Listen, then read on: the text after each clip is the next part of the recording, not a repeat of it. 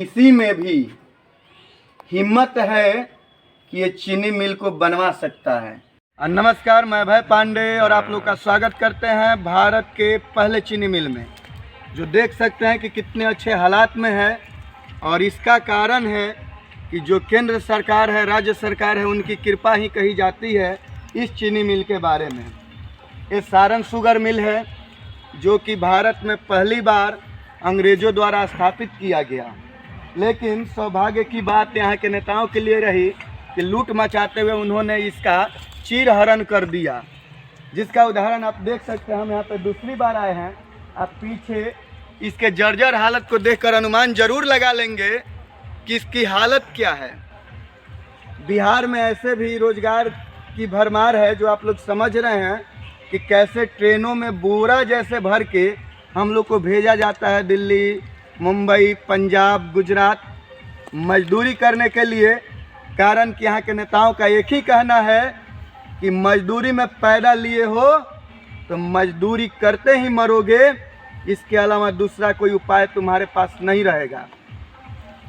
ये Saran industrial area Marhaura में है और इस इंडस्ट्रियल एरिया के विकास के बारे में जो वादा करके 2015 में भारत के माननीय प्रधानमंत्री श्री मोदी जी गए थे, उनके वादा का क्या हुआ, इस पे आप लोग अच्छा से समझ सकते हैं कि आज 2022 है और इस औद्योगिक क्षेत्र का कितना विकास हुआ है। आप इस बात को समझ सकते हैं।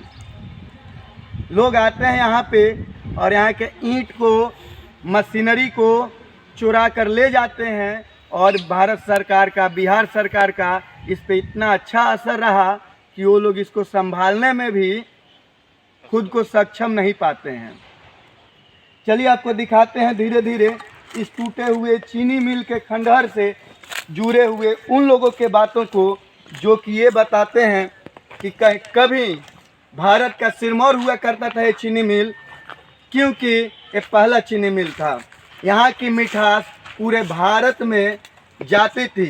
इस चीनी मिल के जो चीनी निकलते थे वो अंग्रेज़ों से लेकर भारतीयों को अपने मिठास को देती थी। लेकिन अब यहाँ पे देखिए, आप उधर के तरफ दिखाइए कैमरा को और दिखा दीजिए उन लोगों को आईना, बिहार सरकार को आईना, कि क्या वो कर रहे हैं। और सुशासन बाबू को खास करके कि उनका विकास आज बोल रहा है, हल्ला करके बोल रहा है।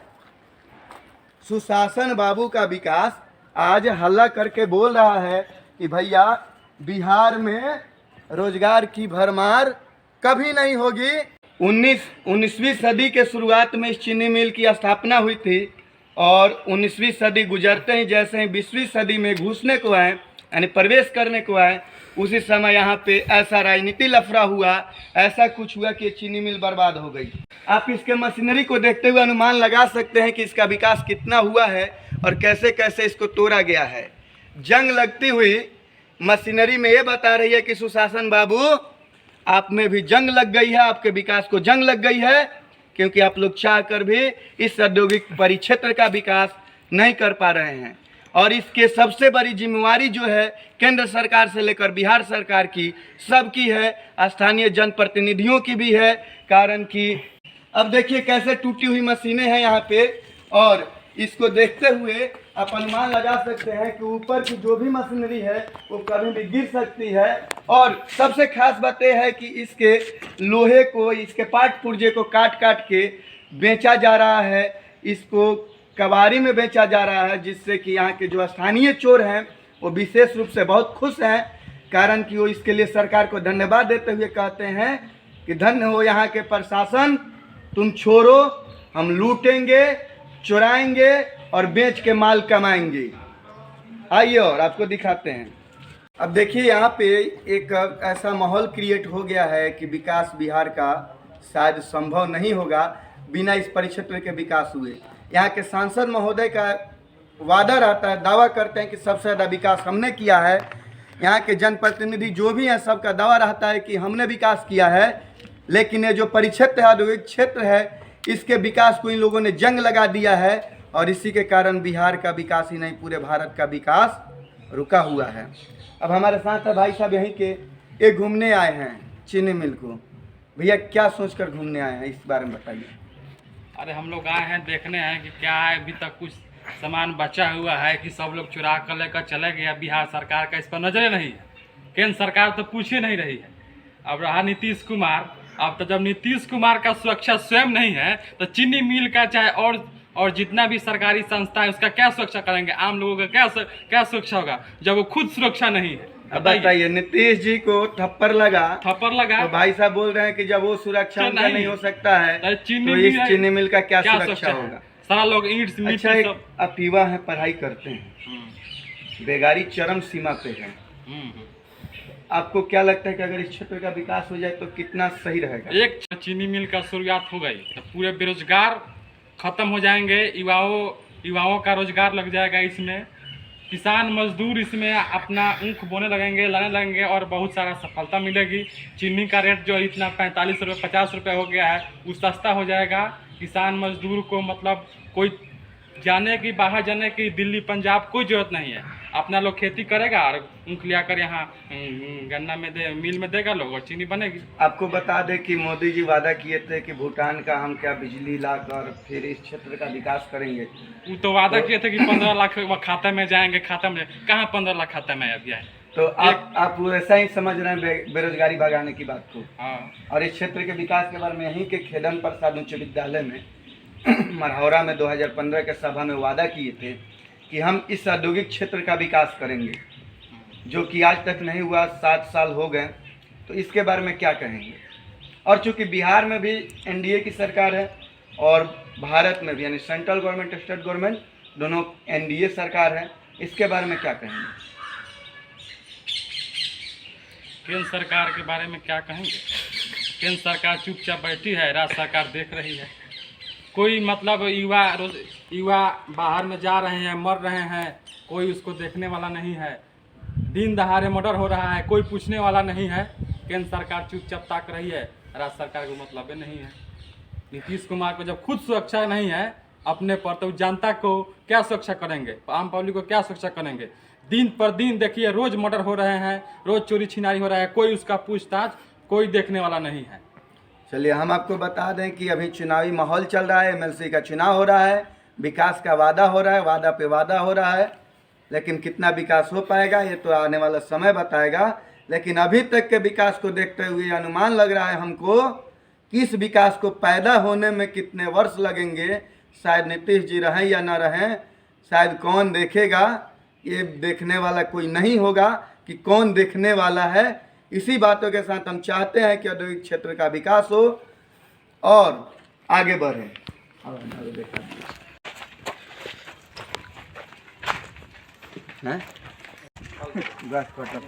लोग ले जा रहे हैं।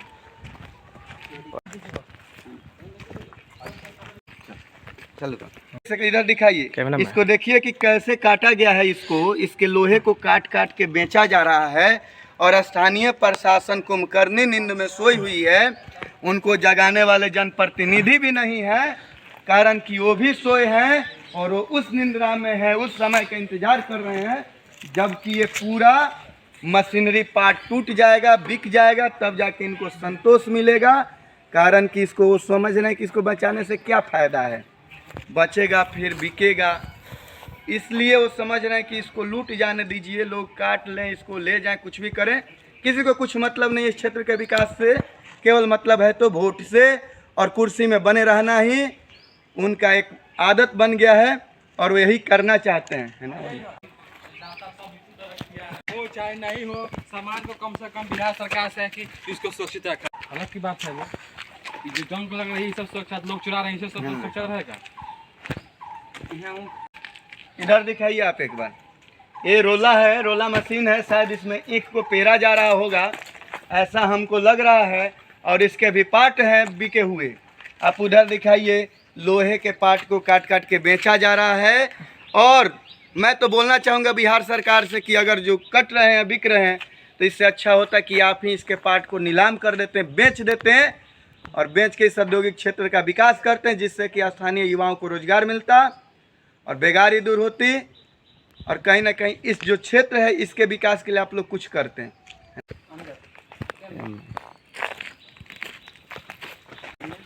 नहीं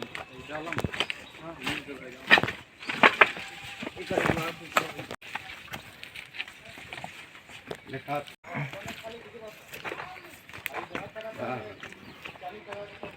फोटो कहीं खींच ली।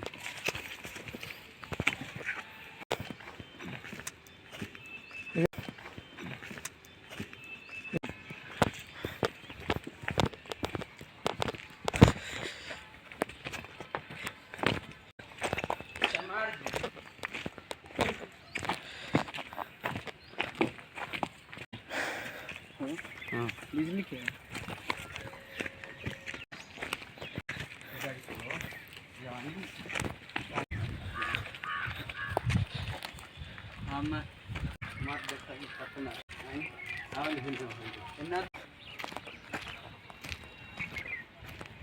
अब पूरे चीनी मिल को घूमने के बाद हमको पहला एक भवन मिला है जो थोड़ा सा प्रयोगशाला सही है और इसका नाम प्रयोगशाला है। आइए देखते हैं खंडहर में क्या क्या है। प्रयोगशाला में कुछ बचा नहीं है, आप दिखा सकते हैं। कुछ भी नहीं बचा है सिवाय कि शौच वगैरह किया गया है यहाँ के स्थानीय लोगों द्वारा, और शौच वगैरह करके इसको गंदा कर दिया गया है जो बिल्कुल अशोभनीय है। और इसमें सरकार की उदासीनता बिल्कुल है, कारण कि अगर सरकार चाहती तो इस क्षेत्र का विकास केवल चीनी मिल से ही नहीं अन्य औद्योगिक यूनिट भी लगा सकती थी और इंडस्ट्री भी आ सकते थे यहाँ पे, जो कि यहाँ पे विकास करते हैं एवं बेरोजगारी को दूर करते हैं। लेकिन शायद सरकार ऐसा करने में नाकाम हो रही है या नाकाम है। अब हम लोग को ज़्यादा उम्मीद है नहीं, अगर वर्तमान के उद्योग मंत्री शहनवाज हुसैन अगर इस पे ध्यान दें तो खुशी होगी। और चूँकि ज़मीन काफ़ी है इस चीनी मिल का, बहुत सारे ज़मीन पड़े हुए हैं बेकार, तो उस ज़मीनों का उपयोग करके और अलग अलग उद्योग लगते हैं तो कहीं ना कहीं इस क्षेत्र की समस्याएं हल होती, बेरोजगारी दूर होती, युवाओं को यहाँ से भटकने के लिए पंजाब, गुजरात, मुंबई एवं अन्य शहरों में नहीं जाना पड़ता, वो यहीं पे खुशहाल जीवन जी सकते थे।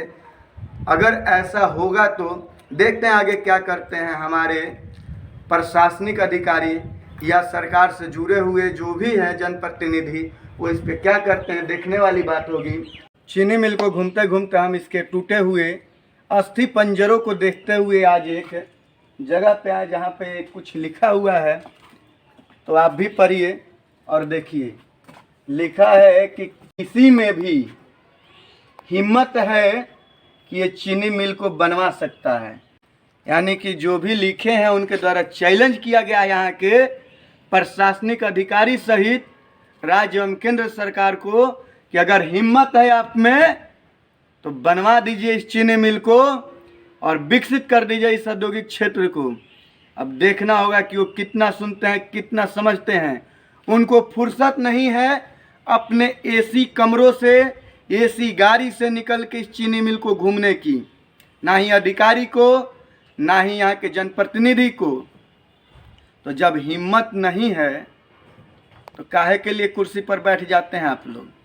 जनता के बीच में रह नहीं सकते हैं, जनता का सुन नहीं सकते हैं, जनता के लिए कर नहीं सकते हैं कुछ, तो फिर आप लोग की ज़रूरत नहीं है, ऐसा हम समझते हैं। लेकिन अगर आप खुद को काबिल समझते हैं, जनता का सेवक समझते हैं और आप में हिम्मत है, तो मैं सारे जनप्रतिनिधियों सहित पूरे प्राधिकारी को मैं भी ये चैलेंज करता हूं कि अगर आप में हिम्मत है तो इस चीनी मिल को बनवाइए, विकसित करिए और इस औद्योगिक क्षेत्र को पुनर्स्थापित करिए। इसके लिए मैं भी आपका आभारी रहूंगा यहाँ के जनता के साथ।